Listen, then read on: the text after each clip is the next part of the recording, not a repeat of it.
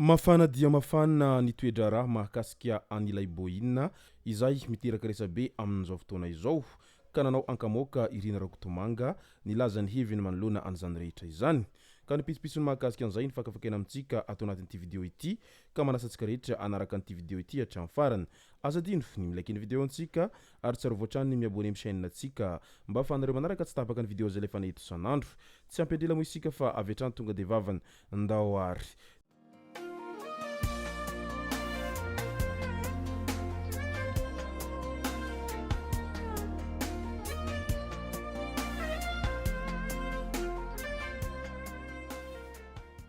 ny tonga tsy miaraba hono namantesitra ka dia faly miaraba isika rehetra mpanaraka tsy tapaka an'ity chaîne ity tenako amin'ity androandroany ity araka n'izay efa natsipiko zay dia ny mahakasika ny ankamoaka izay nataony Irina Rakotomanga no tena iompanantsika ato anatin'ity video ity fa milohan'izay dia ndaolo ho resantsika ireto tsara ho fantatra manaraka ireto andoharany fotsy ny afara tamina tsindronantsy ilay fetim-pianakaviana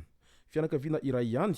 mpizodahy no tsy nifankahazo noho ny lonilony efa ela niakatra ny feo dia raikitra ny velotavoangy naka antsy ilay iray ary nanindrona avy hatrany ny zodahiny nisy fotoana efa nametraka fitoriana fiandry ilay voatsindronantsy noho ny fandrahonana ho faty izay nataony zodahiny azy notazomina mponjavozo maika eny Antsefahy rehefa avy nandalo fampanoavana ilay zodahiny izay mpanindronantsy nialy ny 25 Jolay noho niseho ity tantara ity ka niafatra nininona tsy fankazahona nininona ny lonilony ary nininona izay hevitra tsy mitovy izay dia tsy tokony atao mihitsy izany fampikasitanana izany fa rehefa tsy mety aminao ny atao ny hafa dia tsaratsara aminao miala teo amin'izay mantsy mba tsy hitera-doza ho anao sy tsy hampidi-doza ho an'ny hafa tahaka an'izao niseho teny andoharany fotsy izao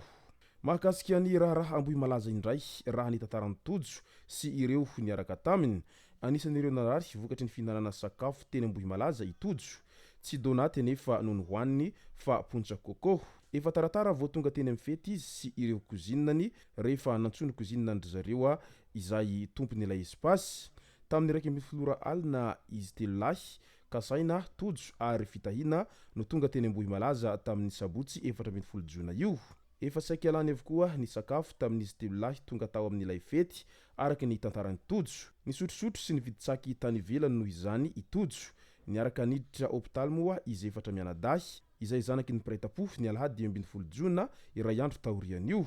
ka raha sitrana soamantsara itojo dia nodimandro kosa ikasaina sy nomena ilay tompony espasy ary mbola ao anatin'ny hasarotana ifitahina hatramin'izao io ny fitantarany tojo manoloana anitranga teny ambohy malaza izay tranga nahazo azy andao am'izay ho resantsika ny mahakasika ny ankamoaka izay nataony Irina Rakotomanga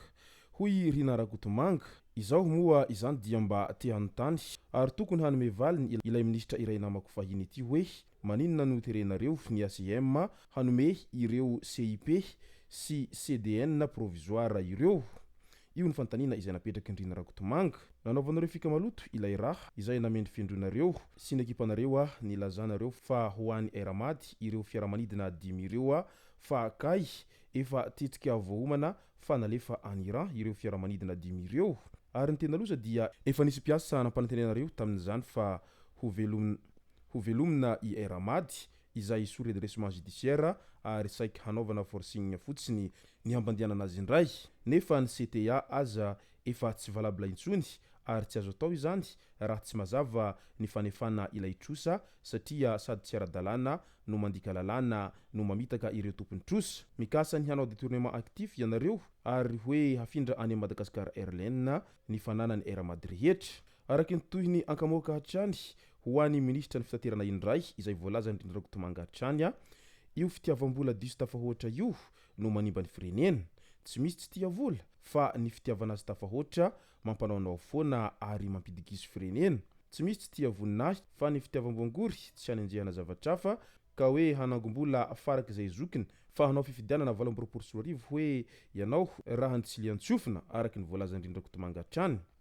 tsy misy tsy tia vola fa mba asina fetrany ihany fa manjary manao ny tsy fanao izay mahavoa ny aretina ireny ny farany jereo hoe ahoana mihitsy moa itony orinasa ampanao voanjo vary katsaka tsaramaso voanimba no sady manao kompagnie aérienne dia hoe manana avion B777 misa 10V nefa nipetrabola rota Presariary Monja ary hoe tena milamina ao ndray kosa ataovy serie fa tonga dia miala fa tsy miandry esorina raha tena gentleman. Io ny fanambarana izay nataon'ny Rakotomanga manoloana an'izay avion izay miteraka resabe amin'izao fotoana izao zay. Etsy ankilan'izay moa nilaza Andriamatoa Rosy izay namaly an'izay ankamoaka nataon'ny Rakotomanga izay nilaza ny heviny ihany koa i Rosy. Hazavao aloha ireto kastrôlinareo ireto vao mamelo namana ohatran'io. Tadidiko ny nanaovan'ny Rina Andrajoelina potika mihitsy nefa taiza Irina no nianatra aviation. Hazavao ny vola nahondranareo nampandositra anareo any andafy any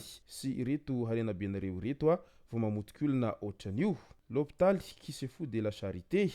io no nambarany Rosy. Tsy miaro any Monjavelo aho fa tsy manana dossier saingy izao tsy hoe manongana ministra manao vinany madame B dia lasa Virgin tamboko eo. Mampalahelo anakay président io no voalazan'ny Rosy raha namaly an'izay ankamoaka nataony Rina Rakotomanga izay. Tena misafotofoto moa ity resaka ty amin'izao fotoana izao ary samy milaza ny heviny avokoa ireo mpanao politika rehetra manoloana an'ity resaka avion ity izay tena mampivarahontsana ny mpitondra fanjakana amin'izao fotoana izao mba hitadiavana vaholana mahakasika an'izay izavy ireo tena tompon'andraikitra amin'ity raharaha resaka avion ity ary izavy ireo tokony ho voasazy sy ho voasaringotra ao anatin'izany rehetra izany. Manoloana an'izany rehetra izany moa dia efa misy ireo zay voatontonona ao anatin'ity raharaha ity ary efa misy mihitsy aza ny fampitadiavana sy fampisamborana maneran-tany ho an'ireo izay voalaza fa tompon'andraikitra manoloana an'ity raharaha fiaramanidina ity. Nandefa fangatahana fikarohana sy famtorana iraisam-pirenena ny fanjakana malagasy hosoka sy fampiasana hosoka ary fanotohinana ny filaminam-bahoaka no vesatra iampangana ireto mpandraharaha hanaovana fikarohana ireto. Misy olona efa voasambotra, misy ny mpandraharaha malagasy karana mbola karohina amin'izao fotoana izao namoahana IST na fetra tsy fahazahona mivoaka ny sistan'ny Madagasikara ireo voarorohy amin'ity raharaha ity. Nihona tamin'ny mpanao gazety tamin'iny androny Omaliny ny ministry ny fitaterana sy ny ministry délégué misahana ny gendarmerie am-pirenena ary ny ministry ny filaminana anatiny ary ny tonira mpanao lalàna ambony manoloana an'ity resaka avion izay lasany Iran ity. Izay no masaka azona roso tao anatin'ity vidéo ity tompoko lasy tompoko vavy misaotra antsika rehetra nanaraka an'ity vidéo ity hatramin'ny farany. Azadino ny milaiky ny vidéo antsika ary tsara voatrany ny miabone amin'ny chaîne antsika mba ahafahanareo manaraka tsy tapaka ny vidéo zay rehefa nahito isan'andro. Tompoko lasy tompoko vavy mankasitraka dia mirary soa.